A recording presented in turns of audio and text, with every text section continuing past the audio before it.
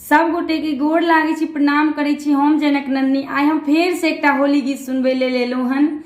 आइ होली के गीत में हमर संग हमर बेटी दऽ रहल छथि। अहाँ सब गोटा सुनू और सब गोटा अपन अपन आशीर्वाद प्यार बनेने रखबै। तो सुनै जाइए सब गोटा।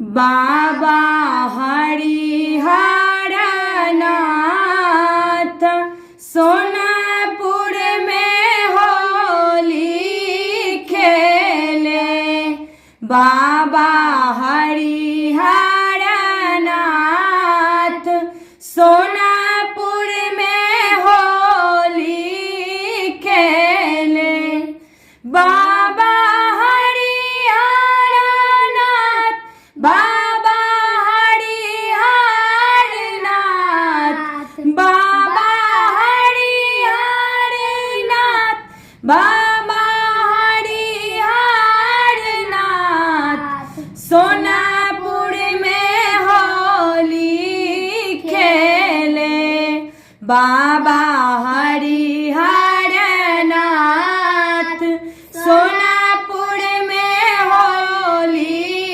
खेले, बाबा हरिहर नाथ सोनापुर में होली खेले।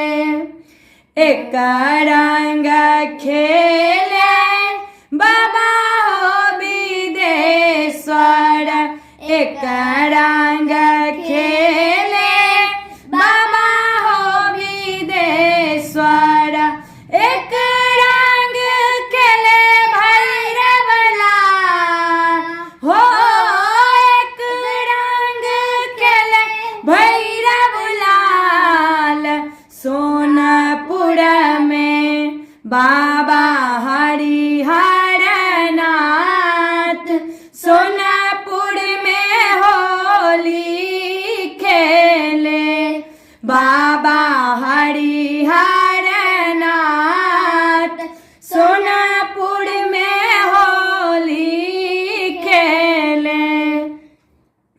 एक रंग खेले बाबा हो कपिलेश्वर, एक रंग खेले बाबा हो कपिलेश्वर, एक रंग खेले भैरव लाल हो, एक रंग खेले भैरव लाल सोनापुर में, बाबा हरिहर नाथ सोनापुर में होली खेले, बाबा हरिहर नाथ सोनापुर में होली खेले।